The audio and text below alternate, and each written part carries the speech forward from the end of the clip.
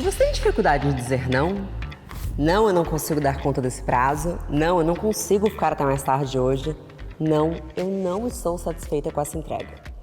São muitas as mulheres, independente da profissão, que adotam meias palavras como forma de aplacar o receio de desagradar ou de soar grossa. Pedir desculpas demais, uma modéstia desproporcional ao receber elogios e até um exagero na fofura de um e-mail que carrega notícias não tão boas. Essas são algumas das muletas que muitas de nós usamos para soar mais suaves, menos agressivas e menos exigentes. Ou seja, um jeito de pedir licença para falar e pedir algo que provavelmente um homem diria de maneira clara e simples. Temos inclusive um estudo de uma revista americana que diz, abre aspas, que as mulheres têm um limite inferior para o que constitui um comportamento ofensivo. Por isso, são mais propensas a ver necessidade de um pedido de desculpas em situações cotidianas.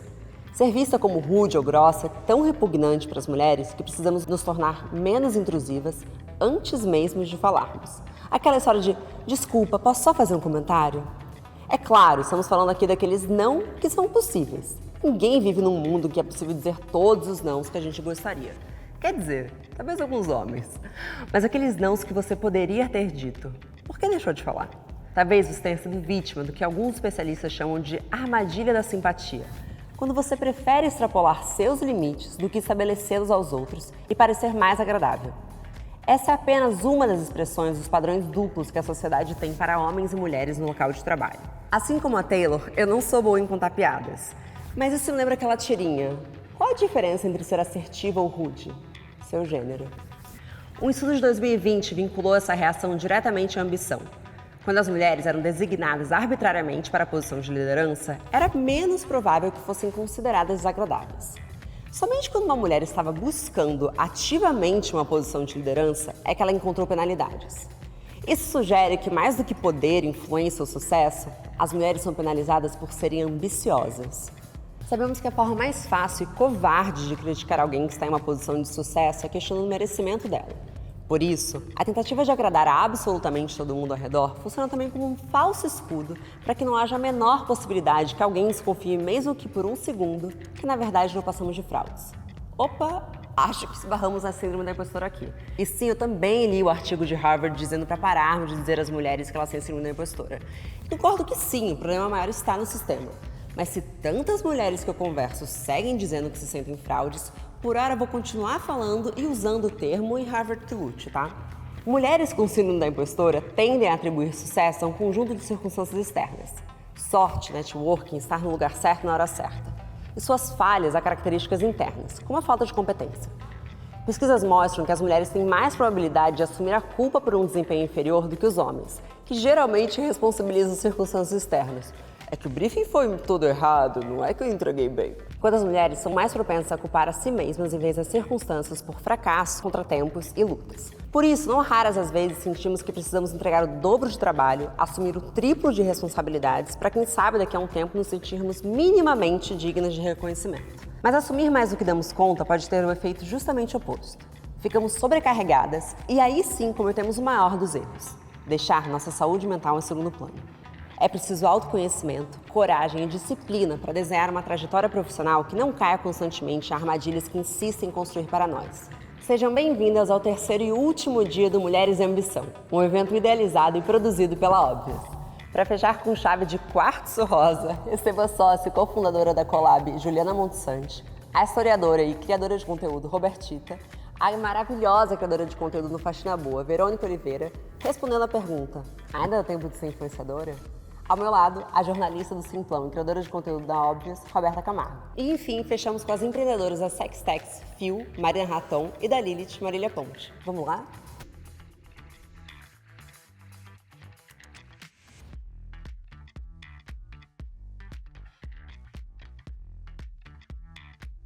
E damos início ao terceiro e último dia do Mulheres e Ambição.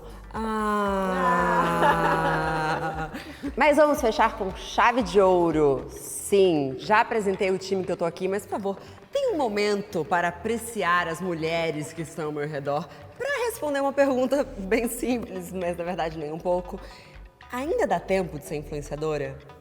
Eu vou jogar direto pra você, Juliana. Vamos lá, vai. Collab na casa. Com todo esse mercado que a gente saiu de um status que a gente tinha poucas influenciadoras para um lugar em que a gente tem muita gente, muitas vezes conteúdos pasteurizados e até uma certa precarização da profissão. Ainda dá tempo de ser influenciadora? E viver disso? É tipo uma segunda chamada do Enem, sei lá, né? Será que dá? Se eu correr, dá tempo? Eu acho que dá. Eu acho que as marcas e todo esse mercado ainda está buscando muita gente com propósito. Então, enquanto a gente tiver gente abraçando causas importantes, falando de pautas relevantes e, enfim, se mostrando e entregando algo para a comunidade, sempre vai ter espaço para mais gente dentro do digital. E eu acho que a gente até está começando a repensar se essas plataformas que já existem vão conseguir absorver tanta gente nova chegando, né? Então, a gente também já passa para falar sobre um outro assunto, que é essa descentralização dessas mídias. Então, a importância de também começar a experimentar novos lugares e novos espaços. Então, eu acho que dá. E vocês? Eu acho que dá, mas eu penso assim, a gente precisa de mais podcast, a gente precisa de mais um tutorial de maquiagem, a gente precisa de mais da mesma coisa, ou a gente precisa de coisas novas, de gente nova com novos propósitos, trazendo visões que a gente não tinha antes, como antes a gente só recebia os conteúdos, né? Era a coisa da TV, a coisa de receber e não poder falar de volta. Então eu acho que dá tempo e dá tempo de fazer coisa diferente. Perfeito, você está falando, porque, bom, Robertita é uma pessoa que está fazendo diferente e até um alívio dentro das redes sociais. Então, quero que você responda a pergunta, mas já engato em outra com você. Bora lá. Como é que se constrói uma imagem verdadeiramente autêntica em momentos em que o algoritmo parece privilegiar os mesmos corpos, as mesmas pessoas? Olha, é um processo, né? Até porque você dialoga com um público muito específico, são pessoas, ao mesmo tempo que é específico, que é uma pessoa que tem um celular, que demanda um tempo de redes sociais, é uma pessoa que se assemelha à sua realidade, que busca alguma coisa paralela à sua vivência.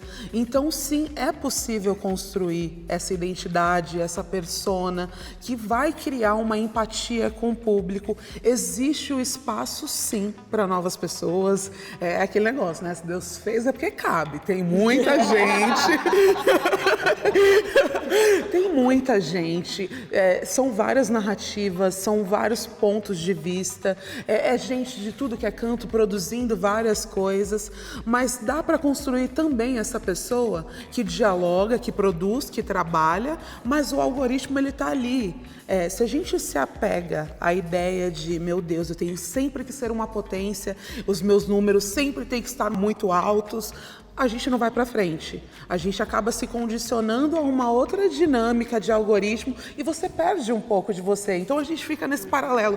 Meu Deus, eu sou uma pessoa real ou eu estou servindo ao algoritmo? Eu sou uma pessoa real, mas dá. Gostei muito dessa resposta, gente. Por favor, vai que vai. Não, eu queria perguntar para a Verônica, porque agora a Robertita falou um pouco sobre esse lance de identificação, né?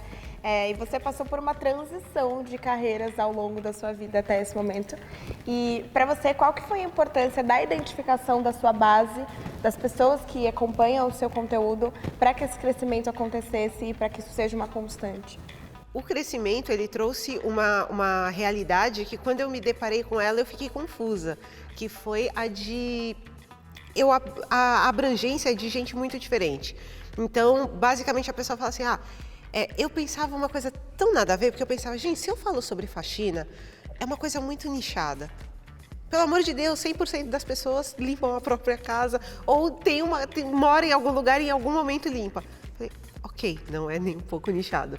Mas quando eu falo da prestação de serviço, da valorização do trabalho, eu não estou falando só com quem faz limpeza, eu estou falando com todas as pessoas que prestam serviço. E caso a gente não repare bem, todo mundo presta algum serviço. Então eu fui vendo que a minha clareza na comunicação também trouxe a possibilidade de falar com outras pessoas. Então, eu não falo só com a faxineira, eu não falo só com o filho da faxineira. Eu falo com grandes celebridades, com jornalistas, com atores, com outras pessoas. E todas elas pegam ali o meu mesmo discurso e eu entendi depois com essa No ano passado, por conta da pandemia, eu parei de trabalhar efetivamente fazendo as faxinas e foquei na produção de conteúdo. E aí foi quando eu tive um crescimento tão absurdo que eu passei em coisa de 40 dias de 33 para 300 mil seguidores. Caramba! E aí eu fiquei muito... Eu só tenho 6 anos. Exatamente, quem é essa gente? O que aconteceu? E é uma coisa absurda, assim, foi um crescimento muito rápido, foi uma coisa que eu não estava imaginando que pudesse acontecer, e aí veio um tanto muito diferente de pessoas, e me deu um medo, mas foi o momento em que eu percebi que se Deus fez é porque cabe. se Deus colocou toda aquela gente ali é porque cabe. E dá muito. E aí eu entendi que isso também, como aqui é o meu lugar, eu tô aqui como comunicadora e abracei essa transição. Mas é muito interessante isso que você está falando, porque, querendo ou não, você já tem um tempo de carreira, você já teve outra carreira, mas muitas pessoas, de fato, vivem uma coisa que é, assim, do dia pra noite. Muita gente presente. Eu queria saber um pouco, tanto de Ju, também de vocês, assim, como que cuida da cabeça disso? Na verdade, você primeiro, porque você ajuda a cuidar da cabeça das pessoas que isso acontece. Enquanto elas ajudam a cuidar da minha também, não é mesmo? Cara, é um super desafio. Eu acho que pouquíssima gente ainda discute sobre a saúde mental desses criadores, né? O quanto, assim, por trás de um post, por trás de um conteúdo que a gente posta nas mídias sociais, existe uma gama enorme de trabalho, muita gente envolvida, o quanto as pessoas normalmente se dedicam a essa produção de conteúdo. E a gente trabalha com algo muito vivo, né? Então, ali por trás não é uma marca, é uma pessoa física e não jurídica. Então, tem dias que ela não tá bem, tem dias que ela brigou com a mãe, tem dias que ela não conseguiu emitir aquela nota fiscal, não é mesmo? Ou atender a ligação da contadora. Então, eu tento, a empresa, a Collab como um todo, tenta ajudar a montar, setar realmente esse time para que eles possam se concentrar no que eles fazem de melhor, que é criar conteúdo. Mas não é fácil, de fato. Não é nada fácil, porque é isso que você falou, assim, quando o criador de conteúdo se apresenta ali de uma maneira para uma marca, ele tem que apresentar alegria, disposição, e estou vendendo seu produto. Às vezes você está tendo um dia lixo. Já aconteceu com vocês? Nossa, mas sempre, né? Viver no Brasil é essa dualidade. Chega um briefing e na sua realidade você acabou de sair da terapia.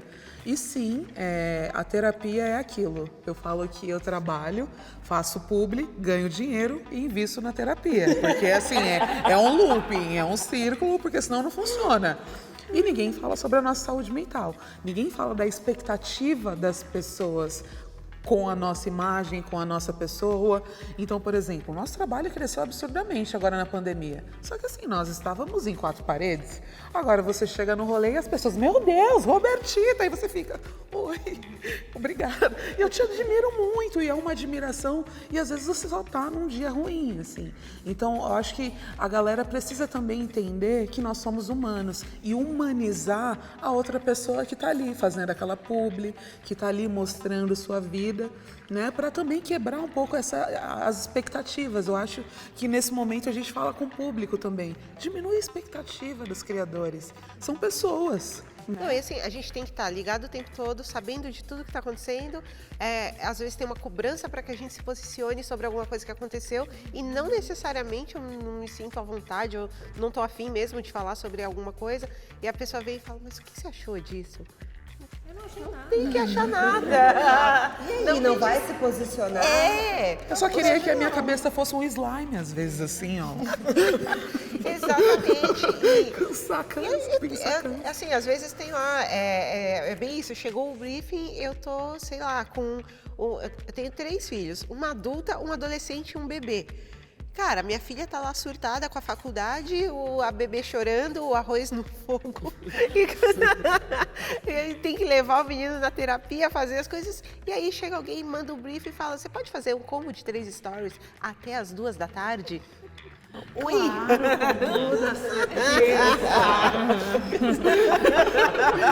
Não gostou? Eu faço de novo. Faço sim.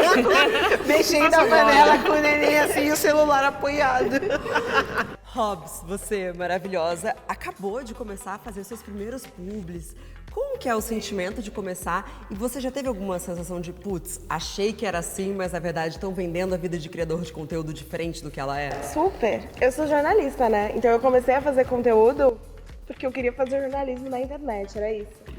E aí, com o passar do tempo, né, a gente vai fazendo conexões que são interessantes, que acabam gerando desejos que eu não sabia que eu tinha. Então, quando surgiu o convite para a primeira publi, eu falei, meu Deus, cheguei lá. E lá onde, amada? Tipo, qual que era o objetivo no começo? Então, ainda assim, esse trabalho me possibilitou conhecer pessoas e fazer entrevistas ou coberturas que não faziam parte da minha realidade quando eu comecei as coisas com o Simplão. Mas, gente, é um mundo muito fake, né? Que, assim, rolou um público, eu tava esperando um negócio extraordinário, chegou uma sacolinha de mercado na minha casa real, com a nota. E, tipo assim, a gente quer que faça assim, assim, assado. Aí eu fiz, na sua linguagem. Beleza, eu fiz, mandei. Aí a resposta foi assim, muito legal, não gostamos da trilha, pode trocar? E aí eu fiquei fazendo a minha linguagem. Da sacolinha de mercado ainda botei. Mas a música que eu gosto. Então assim, eu acho que a gente cria uma ilusão de que é tudo muito fácil, tudo muito lindo, e não é. Assim, a galera fala, eu como de 6 stories.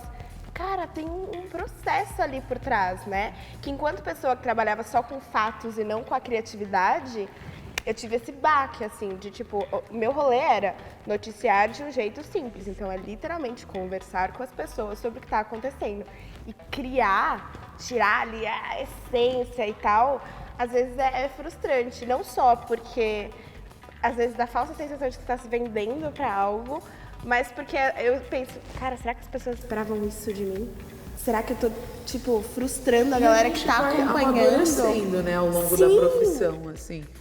O meu trabalho cresceu em maio do ano passado e eu tô 1 ano e meio depois e eu já entendi a forma com que eu posso dialogar com o meu público. Então eu acho importante também vir da gente humanizar, cara. Eu comecei a falar para os meus seguidores os meus processos por trás, porque a galera não sabe. Então, e hoje eu estou num lugar de privilégio que eu posso escolher as marcas que eu quero trabalhar. Então, querendo ou não, eu também, né, a gente já começa a ter esse, putz, essa marca eu já posso negar isso daqui porque não se alinha, e aí o briefing você já pode dialogar mais, falar, putz, eu posso colocar mais a minha identidade, a gente já começa a pontuar mais, mas é preciso também, eu estava conversando com outras, porque a gente conversa entre a gente, porque se a gente não conversar entre criador, a gente não... E eu falei, a gente precisa dialogar os processos, a gente precisa falar para o público também, putz, galera, olha, a gente vira influenciador, mas tem algumas burocracias, tá? Tipo, a gente precisa de assessoria jurídica, porque tem contrato, tem emissão de nota fiscal, e a galera fica, nossa, mas não era só uma publi? Mas amado, então a gente, né, colocar isso. Óbvio que a gente não fala todos os bastidores do negócio, porque senão perde também um pouco, né, do Parecia um encantamento. recebido incrível, era sei lá, um troço de montar de papel. Mas eu acho que a gente também não precisa mais se submeter a algumas coisas. Ó, chegou um recebido lá em casa, eu não gosto, não vou mostrar. Beijinhos. Vamos falar sobre isso? A cultura dos recebidos, porque a gente estava discutindo isso durante o almoço. E assim, é um hábito que assim, as marcas te mandam sem te perguntar, elas têm seu endereço, então vai chegando na sua casa. Eu sei que parece assim, não acredito. Não, vão reclamar agora de ganhar presente? Talvez um pouco, porque esse presente não é bem um presente, que a marca vem, e aí, queria confirmar se recebeu mesmo, vai rolar de gostar, e eu não sei se a gente deveria criar um padrão, uma ética. Como é que você enxerga isso, Verônica? Tem coisas, eu discuti isso ontem numa reunião, tem coisas que eles sabem entrar na nossa mente.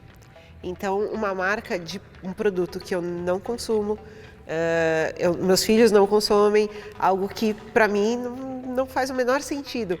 E a marca me mandou não só os produtos, como eles mandaram uma caixa de brinquedos para os meus filhos, com uma coisa... Quando chegou, meu filho gritava. Meu filho gritava, e aí ele falou, mãe, chegou uma caixa, mas é a caixa. E eu tava no banho, e eu gritando de dentro do box. É grande, aí ele, é do tamanho de um fogão. Aí eu, caramba, E aí eu comecei a abrir, realmente, era uma coisa incrível. E você se sente na obrigação de mostrar aquilo, falar, olha que demais. Foi um baita de um projeto bem feito. mas no fim das contas, com um produto que eu não me conecto. Então eu falava, gente, eles sabem fazer uma coisa para entrar na mente. Seu trabalho, né? Querendo ou não, Exatamente. Isso é para ser monetizável. De repente você tá entregando de graça. Então, e aí tem essa questão, quando a pessoa fala, você ganha coisas de graça, eu falei, gente, não é bem assim. Não é assim que funciona. Então não é uma coisa só de receber e mostrar. Ele está comprando o meu espaço, o meu tempo e o meu discurso. Então é muito complicado e tem essa coisa, como é possível que você não goste? É porque as pessoas não entendem a dimensão que é a gente ceder o nosso espaço para falar sobre uma marca, sobre um produto. Então é mais difícil do que parece. Ju, as marcas estão mudando o racional dos recebidos. A gente tá Pode lutando. continuar me mandando, tá? Aquele Fenty foi incrível, pelo amor de Deus. Recebidos e recebidos. Fenty sempre, por favor. Drunk Elephant, inclusive, assim, eu vivo a base daquele ácido glicólico, pelo amor de Deus. Chegou aquela caixa gigante. Chegou, você viu? Nossa! Eu tô fazendo meu network, dá licença. Eu já queria deixar claro, assim, né? Tem recebidos e recebidos. Mas a gente, de verdade, a gente tem tentado ao máximo manter uma assertividade muito grande. Então, entender se realmente aquele influenciador, aquele comunicador tem uma relevância para a marca, tem valores que são compartilháveis. E também explicar para as marcas que essa entrega acontece na vida real, né? Ela não acontece naqueles 15 segundos de tela. Então, esse influenciador pode se identificar com um determinado produto e falar dele daqui a um mês, daqui a 2 meses, daqui a 3 anos, conversar com a amiga que vai na loja comprar. Então, trazer um pouco essa relevância também para o espaço real e não só para os 15 minutos, 15 segundos de story, sabe? Aos poucos chegaremos lá. Não, perfeito, porque assim, só hoje eu já devo ter vendido, e ainda vou falar no programa, o ácido glicólico da Drunk Elephant para umas 5 pessoas. Mas ele é maravilhoso, eu fico mudou assim, a minha vida. Eu fico Compre você catequizando as também. pessoas, sabe? Com o Drunk Elephant. É maravilhoso. Entreguei. Pronto, vendida. Mas, gente, falando sobre se vender, se colocar, a gente tem esse movimento muito forte que é empreendedores viraram influenciadores, culpada aqui, influenciadores viraram empreendedores. Mas também tem uma estafa mental muito grande dessa possível obrigação de que todo mundo tem uma marca, precisa ser a cara dela e produzir conteúdo. Como você enxerga isso, Ju? Você acha que assim, toda marca precisa ter um rosto? Porque imagino que muita gente está nos assistindo, eu quero empreender, mas tenho vergonha de fazer, vai se tratar garota, sabe? Como que a gente fecha essa conta? Precisa se mostrar se você não é o seu próprio produto? Não, eu não acho. Aliás, eu acho que a internet veio muito para desconstruir essas regras, né? A gente sempre tenta, de alguma maneira, ir quebrando esses paradigmas de receitas que deram certo e não necessariamente dando certo hoje, vão dar certo daqui a um mês, 1 ano ou 2 anos. Eu acho que a gente tem que tentar criar, o mais importante para uma marca ou para um influenciador que está criando uma marca é tentar estabelecer uma comunidade real, né? Você sendo a cara dessa comunidade ou não. Então, assim, entender por que aquelas pessoas estão ali, o que elas estão buscando de fato, como você se comunica com elas, o que você entrega para essa comunidade. Então, isso pode ser feito através de uma linguagem, através da imagem que a sua marca traz, ou sobre o que ela fala, por que causas ela se posiciona, ou por você como speaker, de fato. Mas eu acho que você não precisa estar ali o tempo inteiro falando bom dia, boa tarde, boa noite para a sua marca ser relevante ou para as pessoas se identificarem com isso, sabe? Perfeito. E no caminho contrário, influenciadoras que criaram as suas marcas. Qual que é a diferença? Vocês acham que na hora a influenciadora já entrega uma outra credibilidade, sai na frente quando uma marca já parte com essa comunidade? Queria ouvir de vocês duas. Quem quiser começar, fica à vontade. Pode começar. Eu, por exemplo, quando eu comecei, eu não entendia essa coisa de você ser a sua própria marca. Apesar de saber que as pessoas, tanto que muitas pessoas me chamam de faxina boa. As pessoas, uma vez eu estava na rua e a menina buzinou e gritava, e aí, faxina boa? E aí eu pensava, gente, é a marca que pegou e as pessoas me chamam pela marca. E aí depois veio a história, por exemplo, de lançar um livro contando a minha história. E depois de começar a trabalhar com palestras, eu fui criando outras formas, eu faço consultoria para marcas, eu faço outras coisas para não depender, a minha renda não depende de publi. Então eu faço palestras, eu faço consultoria, eu faço outras coisas para que... E depois eu entendi que eu falei, uau, eu sou uma empresa, meu Deus. Quando veio ali o CNPJ com o nome, eu falei, meu Deus, eu sou a minha própria empresa. Então, é uma coisa diferente e faz com que a gente se veja diferente. Na hora de fechar uma publi, por exemplo, eu levo em consideração um bocado de coisa, o que você falou da comunidade, do que você entrega. Então, eu tenho uma dificuldade absurda de pegar um produto, mostrar e dar um sorriso. Eu quero trabalhar com um propósito com as marcas, então eu me junto com empresas onde a gente consiga trazer para outras mulheres empreendedoras, por exemplo, perspectivas novas, conhecimento para que elas consigam viver da renda delas. E então eu fiz publi, por exemplo, durante a pandemia para a gente arrecadar grana para fornecer uma renda para trabalhadoras domésticas que pararam na pandemia. Fiz trabalhos para ajudar as meninas que querem empreender a limpar primeiro o seu nome para depois conseguir fazer as coisas e ter acesso a crédito. Ensinar meninas que são MEI a gerenciar o seu dinheiro de empresa e dinheiro pessoal. Cara, é esse tipo de público que eu acho bacana. E às vezes a pessoa não faz a menor ideia, mas antes de fechar com uma empresa, eu quero saber quantas mulheres ela tem em cargo de direção. Eu vou na fábrica, eu conheço os lugares. Então, tem gente que acha que beleza, marca tal, legal, aí vai lá, tira uma foto. Não é assim que funciona. Então, é importante que as pessoas saibam disso, que nós somos um negócio e que a gente trabalha dentro de... Sabe aquela coisa de missão, visão e valores? Total. É isso, a gente tem isso. Isso a gente aplica enquanto pessoa, empresa. E você, Robertita, vem aí, Robertita Modas? Cara, eu adoraria, de verdade, né? Eu ainda tenho um recorte de ser uma mulher gorda, então as minhas seguidoras falam, Robertita, e aí? Quando que vai virar o Robertita Modas, né? E é um processo gigante. Eu acredito muito que se eu fosse uma influenciadora que criasse uma marca, eu já entraria com um quê de realidade, é um produto real que faz sentido e com certeza seria atrelado ao meu nome, mas é uma coisa muito gigante, né? O processo de construção dessa marca, identidade, enfim, toda a outra parte, eu adoraria, de verdade, assim, eu acredito que seria um público que está esperando isso, inclusive eu vejo que as pessoas esperam isso. Então chega um ponto da nossa vida que a gente é tão marcada, tão bem posicionada naquilo que a gente faz, que as pessoas esperam que você fale sobre... É um caminho natural. Exato. Eu falo tanto sobre moda para mulheres gordas que as pessoas estão esperando as boas novas de lá vem a Robertita e sua marca. E eu acredito que seja um caminho para a gente, inclusive, muito fértil, né? Que a gente pode colher isso se a gente souber administrar, mas que demanda muita responsabilidade. Eu não consigo me imaginar gerindo hoje que meu trabalho cresceu.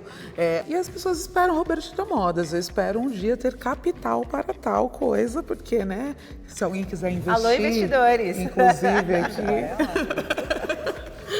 Perfeitas. Entrando então no nosso último bloco. Hoje eu tô num climinha de despedida. Perguntas rapidinhas, mas não rasas para vocês. Vamos lá. Em um tweet, o que é ambição para vocês? Vamos de cá para lá. 1, 2, 3. Não, você jogou a bomba aqui. 1, 2, 3. Ambição? Meu Deus! Eu não uso Twitter. Não, eu tô tentando passar. Ambição. Terapeuta, que assim, eu tô refletindo de toda a minha vida, uma Nazaré com... Eu posso seus facilitar. cálculos. Qual é a maior ambição de vocês hoje? Cara, a minha ambição, Laís, analisando de onde eu vim, toda a minha ancestralidade, a minha ambição hoje é querer e poder ter. Então, isso para mim é a ambição, eu olhar aquele bem de consumo, aquele lugar, aquela coisa, e hoje poder ter aquilo. Então, isso para mim é o ponto alto da minha ambição. Maravilhosa. A minha ambição é que as próximas gerações de mulheres pretas, trabalhadoras, elas não tenham que crescer depois de uma dificuldade muito grande. Então, quando eu conto, puxa vida, eu quase morri, eu tentei suicídio porque eu estava uma semana sem ter o que comer, e aí depois tudo deu certo. Não, eu quero ver as próximas mulheres falando, eu trabalho com o que eu gosto, eu faço o que me dá prazer, eu ganho meu dinheiro e eu não precisei sofrer para depois contar uma história bonita. Então, essa é a minha ambição. Nossa. Você acabou comigo, né, cara? Boa sorte! Posso recomeçar? Eu quero refazer a minha. Pergunta de novo, Marcela. Deixa ela por última edição, pelo amor de Deus. Cara, eu acho que a minha ambição é ser de alguma maneira ponte para que outras mulheres consigam atingir seus objetivos, sabe? Eu quero me sentir parte dessa construção das mulheres, principalmente no digital. Quero que elas consigam ter voz, eu quero participar dessas trajetórias de alguma maneira. Lindo. Um conselho que vocês estão felizes por ter ignorado. Às vezes às vezes não, tem muito guru de internet, do marketing. Cara, pelo amor de Deus. Então, quando alguém me fala, sei lá, tipo, gente, não sejam rasos. Desculpa, gente. Ai, desculpa, mas Vamos puta, de um foi... pouquinho de shade.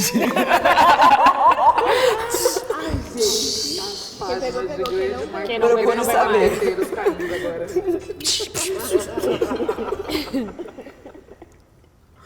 Mas eu já ouvi pessoalmente. Tá bom. Tá tudo bem, tá tudo bem. Eu ouvi pessoalmente e fiquei assim. E você, Robertita? Nossa, o clichê que todo mundo fala é não tá bom, para. E continuar mesmo sem não estar bom. Não precisa estar perfeito, só precisa ser feito.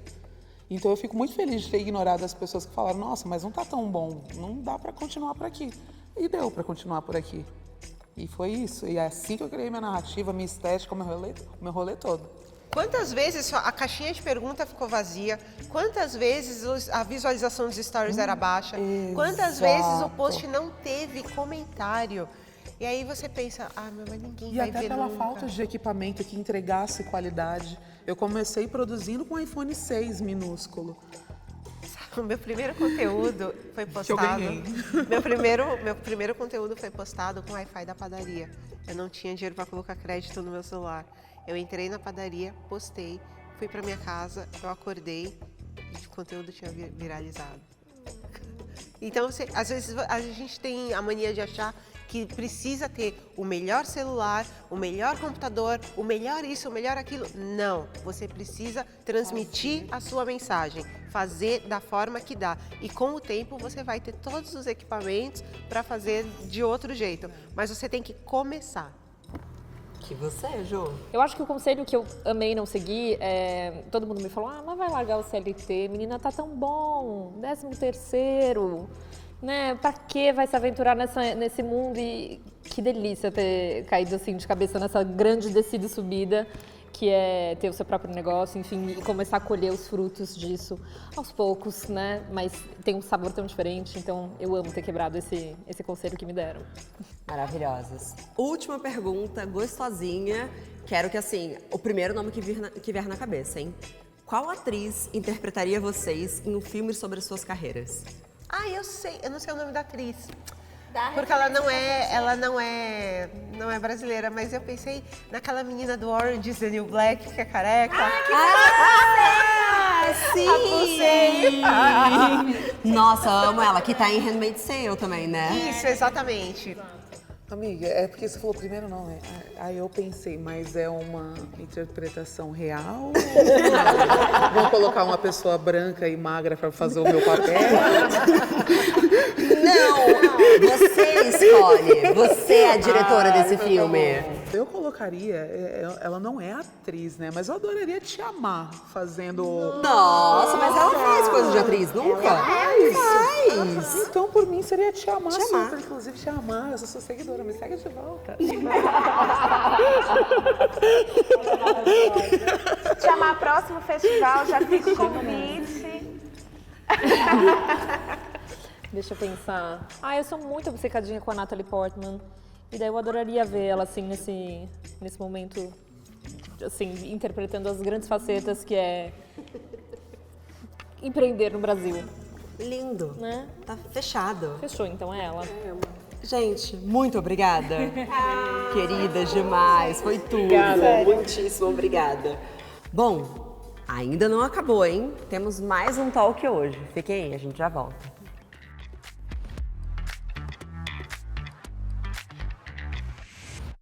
Atenção para o toque de 5 segundos.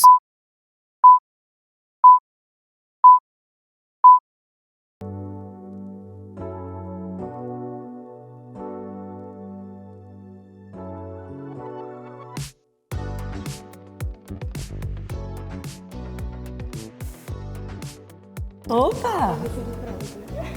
Chegamos ao nosso último papo, mas com um gostinho de quero mais e um gostinho muito bom. Falar de sexo gera entusiasmo, dá arrepio, lembrança, também gera dinheiro. E a nossa conversa hoje, mais do que nunca, está muito propícia. E eu queria começar conversando contigo, Marina. Como é que algo tão intrínseco ao ser humano se tornou um mercado inovador e realmente rentável, principalmente nesses últimos meses? Bom, tem muita coisa aí nessa resposta. Inovador, a gente tem que olhar na perspectiva de que é inovador porque as mulheres estão conhecendo os seus corpos, né? Não é nem revisitando ou reencontrando. Elas estão em conexão com algo que nunca foi autorizado durante toda essa história. Então, o que a gente está falando depois de muitos anos de avanço das mulheres em vários espaços, né? De política, espaços, empresas, enfim, é o espaço da sexualidade, que é razoavelmente novo. E o que corrobora esse dado, essa informação, é que mais de 50% das mulheres do Brasil não sentem prazer, assim, é um dado muito grande, né, para passar desapercebido, né? Quase 40% das mulheres, elas têm desconforto na hora da relação, e elas se acostumaram a manter relações com desconforto. Então, mais do que inovação, é talvez olhar para um problema que exista e que está sendo deixado de lado, fingindo que não existe durante tanto tempo. O que a gente faz é trazer essa mulher para o centro do desenvolvimento de produto e a partir do olhar dela, a partir das necessidades dela, a gente desenvolve algo que faz sentido para a jornada da intimidade dela e para a conexão com o seu corpo. E aí, falando de números, é um mercado muito grande porque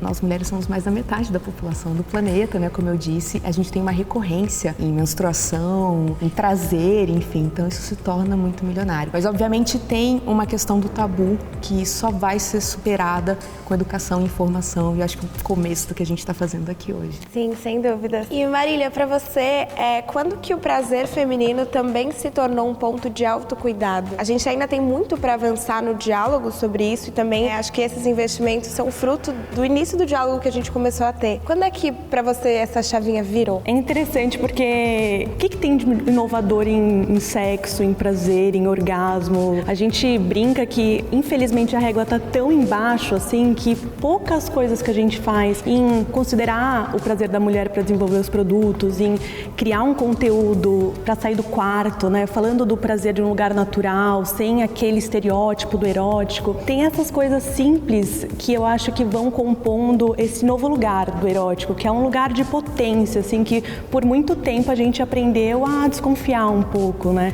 Essa educação de meio castradora para nós mulheres, que coloca o prazer feminino, o sexo, a sexualidade num lugar de promiscuidade, num lugar de servir, né? A mulher boa de cama é a mulher que agrada, né? Que faz bem, que cuida ali do prazer do parceiro, tudo mais. Então eu acho que a gente entrar no quarto e ser considerada ali na cama no momento é inovador e não tem como fazer isso sem olhar para autocuidado. A gente está olhando para a sexualidade de um outro lugar, que é o lugar de quem a gente é, do que a gente gosta e o que dá tesão na vida. E autocuidado é uma estratégia de preservação nesse caso, assim, a gente priorizar o nosso prazer é revolucionário, não aceitar ali prazer conta-gotas, caber ali numa relação que não cabe a gente, que não considera o nosso prazer. Então é simples, assim, é uma mudança de chave simples, mas muito importante. Muito valiosa, né? Sim, sensacional. Eu acho que pra gente fechar, né, Prazer Óbvios, vem aí.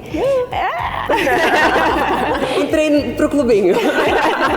E falando sobre felicidade feminina no ambiente virtual, existe um contato muito grande com o público, né? A gente sabe toda a comunidade que tá ali. Como foi pra você a concepção e aí dizer, caraca, vou botar isso porque eu tô ouvindo essas minas, eu quero fazer e vamos nós. Eu acho que foi um pouco de estar conectada com esse espírito do tempo. Quando a gente começou a desenhar o que seria óbvio e quando a gente começou a entender o que é a felicidade feminina, a gente tinha algumas áreas. Então, a gente tem a Óbvias como uma marca macro, que fala sobre todos esses assuntos. Segundo ponto sobre felicidade feminina foi Chapadinha de Endorfina, que também é sobre autocuidado e também é sobre ressignificar um mercado que foi completamente tóxico, que também não era para todas as mulheres. E eu acho importante falar um pouco da trajetória de Chapadinha de Endorfina, porque para mim é muito parecido com a Prazer Óbvias. Como é que a gente consegue ter essas submarcas que sejam essas potências e que a gente possa falar diariamente com essas mulheres? Então, Chapadinha de Endorfina vem com uma nova visão sobre o que é o esporte, o que é a atividade física. É sobre ficar chapadinha de endorfina, não é uma punição, pelo amor de Deus. E aí, quando eu comecei a olhar esse ano, assim, qual que vai ser a nossa segunda submarca, né? Temos outras submarcas para lançar, mas eu falei, o que tá latente? O que a gente precisa urgentemente falar? E aí, o prazer feminino foi muito natural, porque é muito do que a Marília estava falando. A gente aprende a transar para agradar o outro. Quando você traz a sexualidade feminina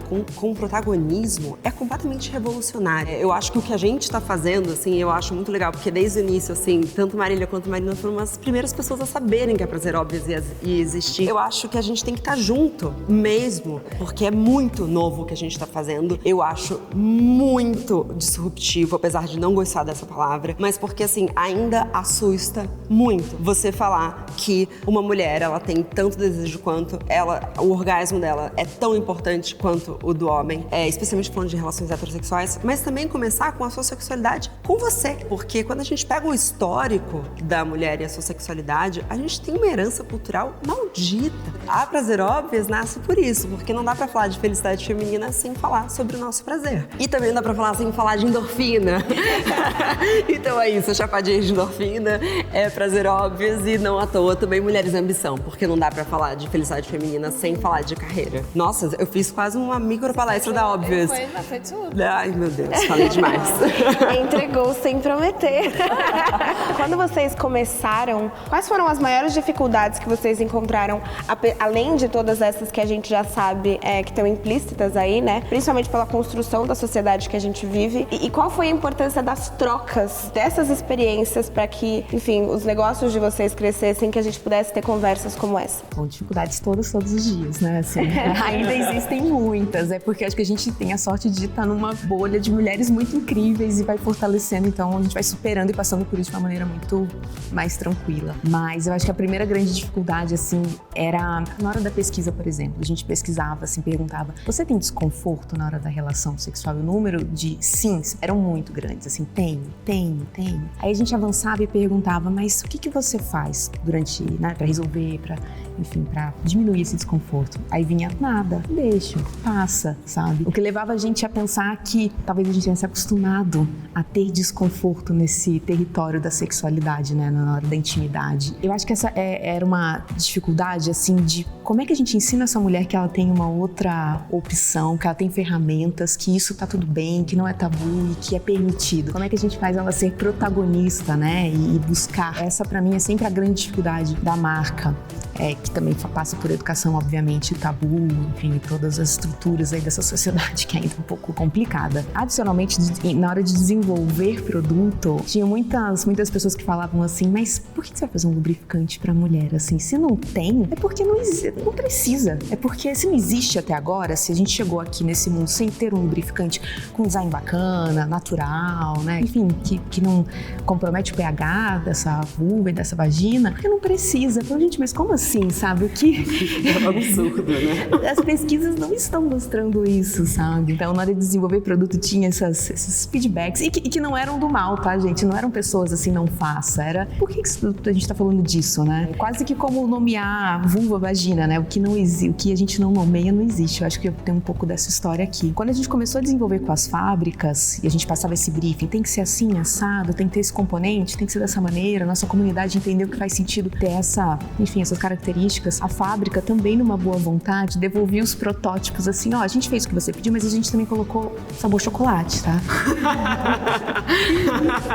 E assim, isso tudo era no ano pandêmico. Era no meio da pandemia. De onde tiraram o sabor chocolate, entendeu? Eu acho que o nosso imaginário como sociedade ainda é muito recente, sabe? Percebe? Assim, a mulher precisa sentir prazer e gozar em todas as relações, é razoavelmente recente, sabe? Então acho que são temas, nosso imaginário ainda é muito pobre, né? Em termos de do que pode ser a sexualidade. Então acho que vinha desse lugar, assim, o chocolate, o morango e tal. Camisinha sabor churros. E super também, exatamente. Eu acho que aqui a gente passa por recorte de gênero, porque todos esses produtos, a camisinha sabor churros, ou muitos produtos, né, vibradores, audiovisual, sempre foram desenvolvidos do ponto de vista masculino. No final, para fechar, assim, eu acho que a grande dificuldade ainda é você ser uma mulher, ditando o que você quer com o seu ponto de vista e trazendo toda essa experiência do seu corpo, né, e das suas necessidades neste território, assim, mas muito animada e empolgada em saber que estamos abrindo muitas portas para tantas outras, assim, e concordo, a gente tem que ir junto e abrindo caminho, puxando uma outra, assim. Marília, para você, a gente tá num mundo de fintechs, né? Falar sobre sex techs ainda tem gente que olha torto ainda, para você ainda existe um preconceito muito grande, e eu digo isso na parte de negócios, não necessariamente dos produtos, mas ali, enquanto empreendedora, ainda tem gente que olha torto? Como é que... Você sabe que esse termo sex tech, que algumas pessoas chamam de startup do sexo, mas na verdade é sex de sexualidade, aí é um guarda-chuva, assim, de produtos, soluções inovadoras que de alguma forma ajudam a gente a lidar com o nosso bem-estar, saúde. Me ajudou no começo, assim, e eu acho que a gente tem que usar a nosso favor. Uma coisa é você sentar numa mesa cheia de homens, investidores ou outros empreendedores e falar que você está abrindo um sex shop. A outra coisa é você falar que você está abrindo uma sex tech. E esse, assim, que parece... E a gente precisa usar um pouco a nosso favor. Para algumas pessoas, isso de envelopar um pouco gourmet, assim, é uma saída. E quando fala sobre prazer, masturbação, eu sinto que esse dicionário de ressignificados a gente precisa lançar juntas, assim, a gente precisa criar esses ressignificados, e eu vejo a comunidade fazendo isso, assim. Eu estava conversando com uma cliente, ela estava falando sobre o consumo do vibrador e tal, eu falei assim, onde você guarda? Mulheres que escondem, que colocam lá embaixo da cama e tal. E eu perguntei, onde você guarda? Ela falou assim, guardar? Eu coloco no altar, junto com uma ilustração, do lado da minha cama, com uma vela, com não sei o que, não sei o que lá. Eu dei risada porque é isso, assim, não é masturbação, é tipo uma massagem, autoestimulação. Esses nomes, assim, né, estão tão carregados de coisas que a gente não quer acessar, porque se a gente acessar, a gente não vai entrar, né, nesse lugar de autocuidado, que a gente tem que usar a nosso favor esses significados. E na indústria, como empreendedora, é importante. E é uma forma da gente se identificar e marcar uma nova geração que está vindo. As empreendedoras mais novas, super bem formadas, de outras áreas, de outros segmentos, que para muitas pessoas, e é uma coisa que me perguntavam, é tipo, nossa, tudo isso para vender vibrador, sabe? Você se formou, fez faculdade, foi trabalhar, e você vai pedir demissão para fazer isso, e fica até difícil de imaginar. E esses novos termos ajudam a gente a criar esse repertório novo, assim, também. Sabe um termo que me ajudou muito quando eu comecei a apresentar Prazer Óbvios para homens? Quando eu falava o pleasure gap. Porque que é essa lacuna do prazer, assim, porque eu falava assim, porque existe o pleasure gap, e aí eu acho que eles ficavam assim, não, acho que essa menina sabe o que ela tá falando. E aí, enfim, basicamente falar assim, as mulheres não gozam, não estamos tendo orgasmo, sabe? Não estamos tendo prazer. Então, assim, você vai envelopando. Mas, assim, a primeira vez que eu fui apresentar Prazer Óbvios, mesmo com tudo que eu tenho dentro de mim, bem resolvida, para homens, e homens que, enfim, já me conheciam do ambiente de trabalho, mas que não sabiam nada da minha vida sexual por motivos óbvios. Respira fundo e vambora, sabe? Então, coragem. E depois, a primeira vez que eu apresentei, agora eu adoro, assim, apresentar pra homem. Eu fico, tipo, sabe assim, uma pancada neles, assim, é muito boa. Senta, eles vão ficando meio assim, às vezes desliga a câmera, volta. Sentindo o rosto quente. Dá uma esquentadinha. E eu sinto, pelo menos na minha geração, a gente fala sobre sexo com menos vergonha do que eu vejo, sei lá, as minhas tias, as minhas primas falando. E é isso, meu vibrador fica na minha mesinha de cabeceira, porque é bom pra dormir, entendeu? Tipo, é um carinho. Vocês acham que com as próximas gerações o diálogo vai ser mais fácil e, consequentemente, fomentar esses negócios também? Talvez. Eu acho que cultura, comportamento é algo que tem uma morosidade na mudança, né? Adicionalmente, assim, quando a gente fala de território, Brasil, população, a gente ainda... Nosso assunto ainda tá muito, né? Assim, ainda tem muita gente pra talvez tomar essa consciência do erótico, do próprio corpo, da anatomia feminina, né? Do clitóris, do que é clitóris, do que é vulva, do que é vagina. Então, eu acho que ainda demora um pouco, mas sem dúvida nenhuma que quando a gente assiste um comercial de podcast sobre prazer, né, no intervalo do Fantástico, eu acho que isso fala muito, assim, sobre o caminho que a gente está traçando e para onde a gente está indo, né? Adicionalmente, entendo que a pandemia, também sinto também um pouco na comunidade fio, que a pandemia, ela acelerou alguns assuntos, sabe? A qualidade do meu prazer, como é que é meu corpo, do que eu gosto, do que eu não gosto, meu relacionamento que ficou comigo fechado durante um ano em casa, e agora como é que vai ser nessa saída? Então, coisas que a gente lia em algumas, sei lá, lia em livros, assim, sobre intimidade, sobre relacionamento, a gente tá vendo todos esses assuntos muito acelerados, né? Então, talvez sim, para as próximas gerações, esse assunto vai ficar mais fácil, mas é que ele também passa por política, ele ainda passa também por discussão de gênero, ele também passa por acesso de mulheres nos seus mais vastos recortes em espaços de poder e dinheiro, assim, eu acho que tem tanta coisa interligada, sabe, para que essa discussão sobre sexualidade de fato aconteça no potencial que ela tem que acontecer. E aqui eu tô um exemplo, assim, uma mulher na menopausa no espaço de trabalho, ela poder ter essa segurança de falar sobre isso, uma mulher menstruada no espaço de trabalho, essa visão para mim é muito poderosa, assim, o dia que a gente pudesse ficar no trabalho, mainstream, falando sobre a nossa menstruação, eu acho que aí sim a gente vai ter, sabe, avançado muito sobre sexualidade, muito sobre a qualidade do prazer, da conexão com o nosso corpo, né, com a nossa existência no final do dia. A gente tem falado sobre... Opa! Não, só pra complementar, porque assim, a gente tem falado sobre isso na Óbvios, assim, que talvez nos dias da menstruação as mulheres tivessem que ter direito ao home office.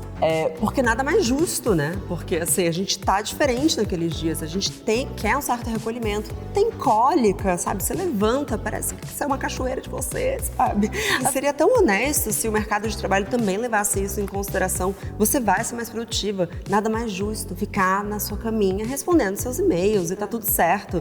É claro, a gente quer equiparar os gêneros no mercado de trabalho, mas não dá pra ignorar que a gente não tem particularidades femininas. Isso tem que ser levado em consideração, sim, enquanto a gente quer ganhar a mesma coisa que os homens. Ponto final. Que eu ia dizer aquela... Obrigada. Completando não, né? Na verdade é um questionamento. Quando a gente fala sobre sexualidade, enfim, sobre se conhecer, sobre entender o nosso prazer, eu sinto que ainda falta um espaço a ser preenchido, assim. E eu acredito que vocês tenham essa perspectiva, assim, com quem falta falar? Eu acho que falta a gente falar em voz alta e se ouvir, falta a gente se falar com as mulheres que estão em volta, assim, empreender e criar. A Lilith foi uma oportunidade de ressignificar a minha relação com as mulheres da minha vida, assim, com a minha mãe. Será que a minha mãe sentiu prazer? Será que quando eu fui feita, a minha mãe gozou? Será? E a minha avó? E essas histórias, assim. A gente fez um post há um tempo atrás que era: você sabe se sua amiga tá gozando? E essas conversas, desde as mais íntimas, de falar em voz alta, com as mulheres ao nosso redor, até sentar na mesa de reunião e falar disso de um lugar de business, de negócio, assim. E ainda a gente não tem essa educação, é confuso. No começo, quando eu ia falar sobre a Lilith e eu recebia as perguntas: por que você quer lançar isso? Tá com dificuldade de ter orgasmo? Eu ficava: ui? Nossa.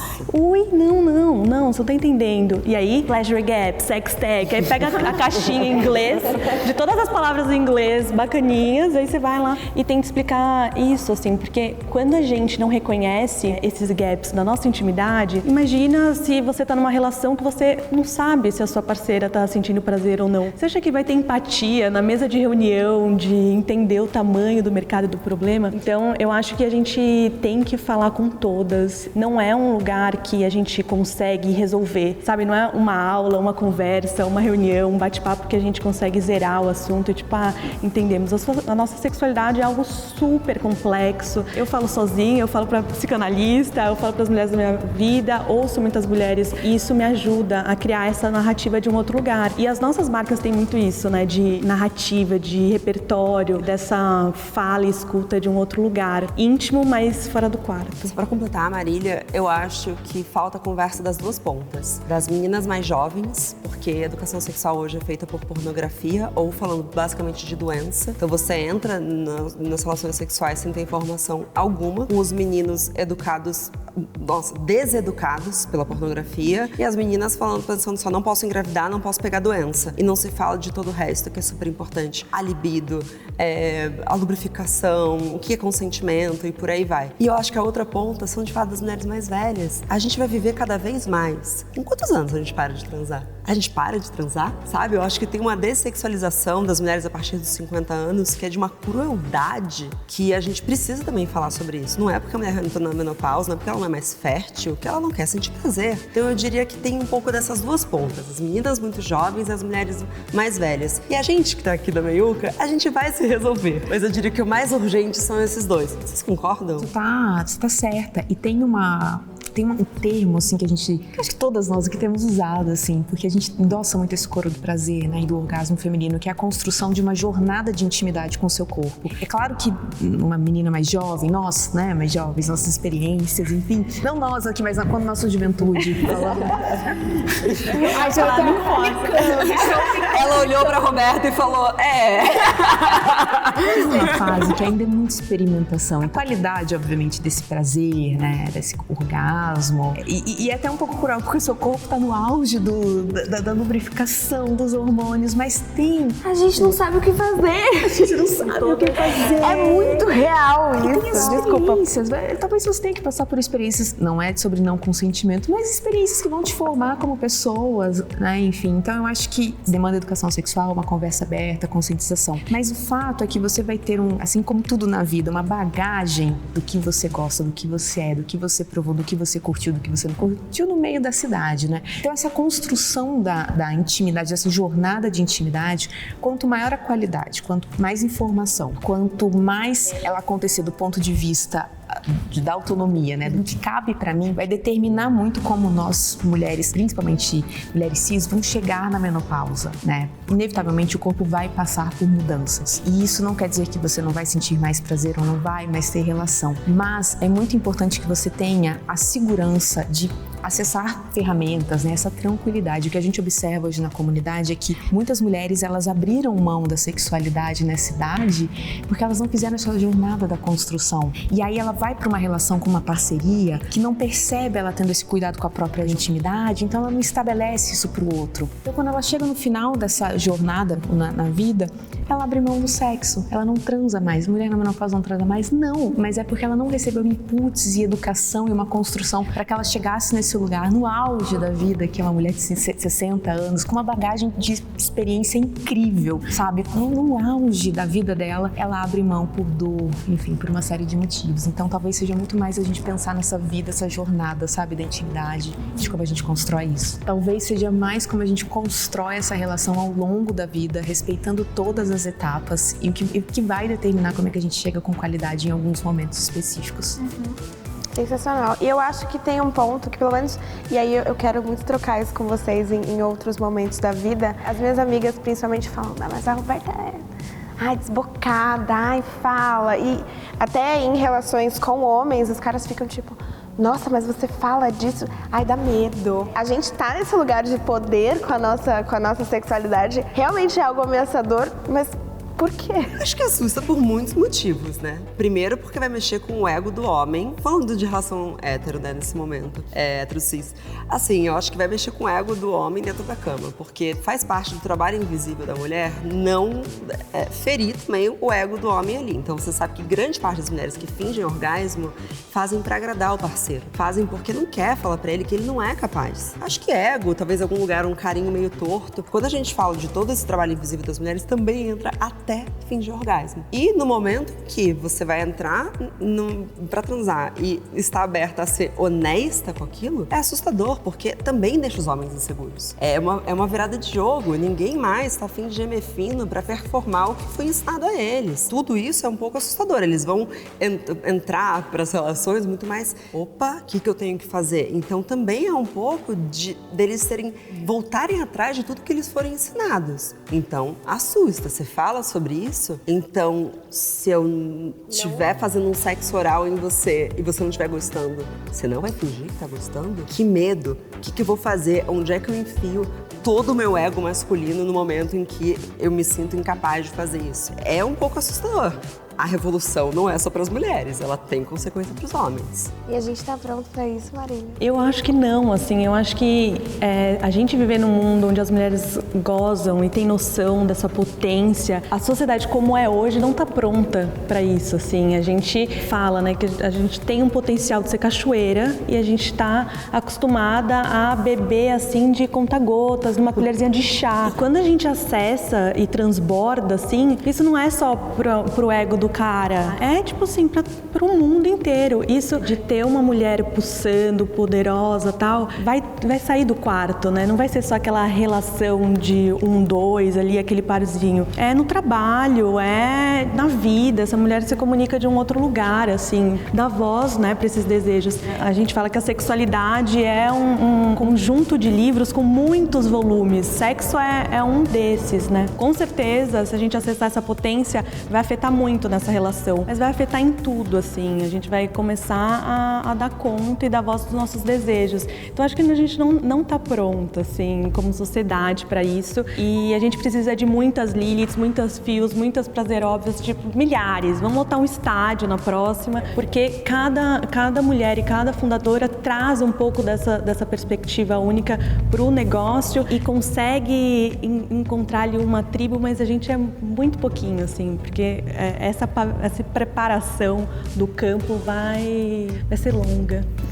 Eu acho legal falar que, assim, a gente resolveu também fazer essa mesa aqui porque, obviamente, estamos falando sobre empreender nesse mercado sex-tech, mas tem a ver, claro, com o que é empreender nesse mercado, mas também porque tem uma pesquisa hiper recente falando que mulheres que estão em paz com a sua sexualidade, que estão com o seu prazer em dia, elas têm mais facilidade de pedir aumento, alcançar cargos mais altos e de estarem também realizadas profissionalmente. É exatamente o que você falou. Não é só da cama, é da cama para todos os aspectos da vida. É muito importante.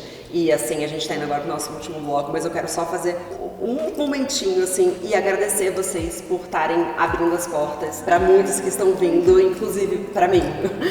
Então, muito obrigada. Bom, então a gente chegou no nosso último bloco aqui. Eu tô já com saudade de tudo que vivemos. São as rapidinhas de Mulheres em Ambição. Então, em um tweet, se vocês puderem responder essas perguntas, seria show. Já falei em um tweet. O que é ambição pra você? A minha libido no mundo, em todos os lugares. Maravilhosa! Pode dar RT também, a gente tá Retweet, eu vou dar um RT na Marina. Um conselho que você é feliz por ter ignorado. Tudo isso pra fazer vibrador. E você, Má? Nossa, mas você vai gastar todo o seu dinheiro pra empreender? Foi a melhor das decisões, assim, sim. Todo. E um conselho que você é feliz por ter aceitado? Vai com medo mesmo? Vai com medo.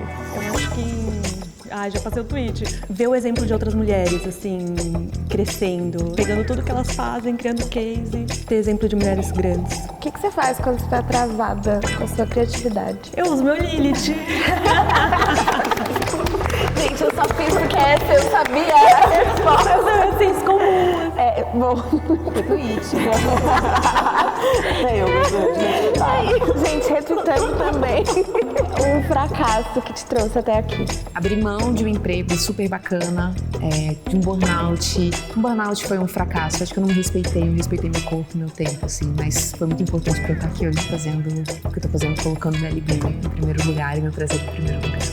Acho que um fracasso é o tanto de curso que eu me inscrevia. Eu sabia que não era a minha cara, mas eu achava que tinha ali um to-do list pra eu cumprir. Um livro que você indica pra todo mundo. É em inglês, a gente precisa traduzir, mas Come As You Are, da Emily Nagoski. Emily Camille Nagoski, gente, pelo amor de Deus, essa mulher. Desculpa, eu tive um piripaque.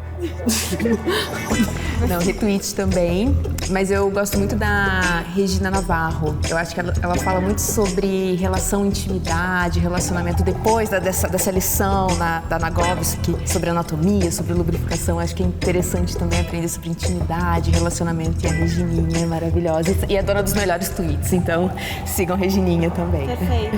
Gente, qual atriz interpretaria vocês no filme sobre essa carreira que vocês estão seguindo agora? Sem repertório, empreendedora não assiste filme. Não tem repertório nenhum. Fala você, Max. Não, meu é depois. Uma coisa meio entre Free Willy procurando Nemo, assim, por conta dos obstáculos, sabe? Adore. Pra mim, adore, mano. Bom, é isso. Então temos. Foi gostoso pra vocês, porque foi pra mim. Foi muito prazeroso. Maravilhosa. Foi uma delícia. Gente, eu tô numa mesa de mas. Enquanto pessoa de São Paulo, eu fico má. Total. Obrigada, gente. De verdade, foi um prazer imenso estar com vocês e aprender com vocês. O prazer foi nosso, obrigada. Mas a gente ainda não acabou. Se você ficou esse tempo todo assistindo elas responderem essas perguntas, pra gente finalizar, eu e Roberta vamos fazer esse bate-bola. Mas a gente já volta. Os vibradores e os modelos de clitóris. Todo o evento que a gente vai.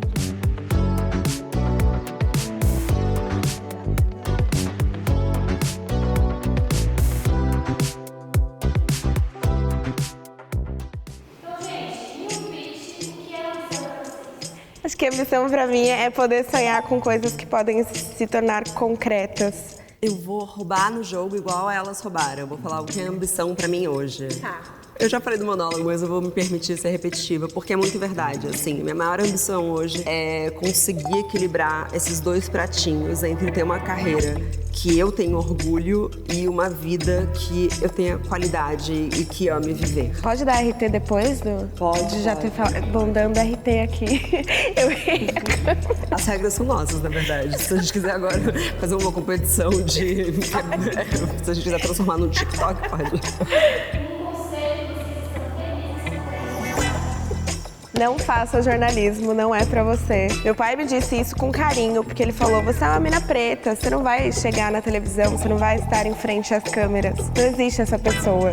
Com o passar do tempo, existiram outras mulheres que me inspiram hoje em dia. Eu me sinto no lugar de referência pra muitas outras. Eu acho que a maior satisfação da minha vida não é nem a conquista, mas ser alguém pra que outras pessoas vejam e também sigam nesse caminho. Com certeza, um conselho que eu fico feliz de não ter seguido era uma coisa que vinha de muitas pessoas muito experientes no mercado, que falavam assim, você tem que decidir o que é óbvio. Não dá pra ser tudo. Não dá pra ficar sendo produtora e depois... Não, tem que ser uma coisa, foca nisso. Ai, não vai dar certo. Ah, outro Instagram? Mas, olha, o algoritmo mudou, hein? Chapadinha de endorfina, não sei. Decide, faz menos, mas faz melhor. Você faz coisa demais, Marcela.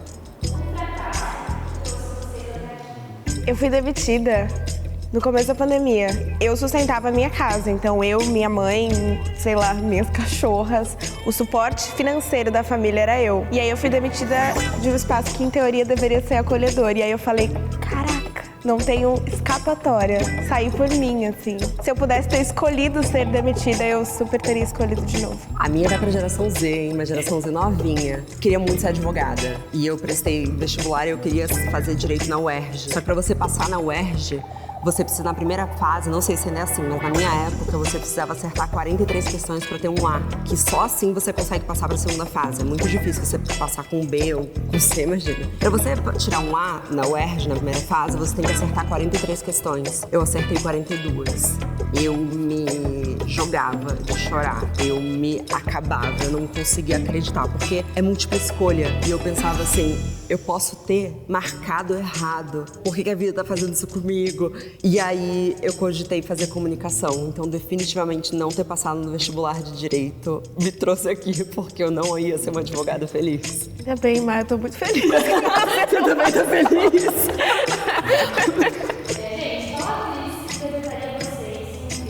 eu tava pensando muito ao longo do nosso talk, inclusive já tivemos aqui a conexão na semana, né, que eu tive a Kelly pra Vivi. Então eu quero que a minha vida seja um filme quando eu já tiver uma carreira muito bem estabelecida e uma história. Então, Viola Davis. Nossa. Tá bom, só. Eu também fiquei pensando e eu acho que é a Cate Blanchett. Caraca! Imagina a participação, assim, nos filmes. Não é? Isso é tudo. Porque eu também quero que seja uma mulher mais velha, sabe? Eu fiquei pensando, eu falei Emma Stone primeiro, depois eu pensei, não, quer saber? Tomara que eu tenha ainda uma história tão legal pra contar no futuro que seja interpretada por uma mulher que seja mais velha mesmo. Que isso aqui seja só o começo. Tô muito feliz com o capítulo que a gente dividiu. Eu também! Obrigada. E obrigada a você. Não consigo notar esse momento. Mas de verdade, vamos lá. Muito obrigada a você que esteve com a gente nesses últimos dias. Eu espero de coração que tenha despertado algo de bom em você ou até algo revolucionário. Porque quando mulheres assumem a sua ambição, é um puta ato de coragem. Obrigada, gente. Eu espero que tenha sido de verdade o primeiro de muitos outros encontros, porque, sei lá, saí diferente de tudo isso. Demais. E eu espero que vocês também. Até a próxima. Tome um banho, beba água, vai dormir.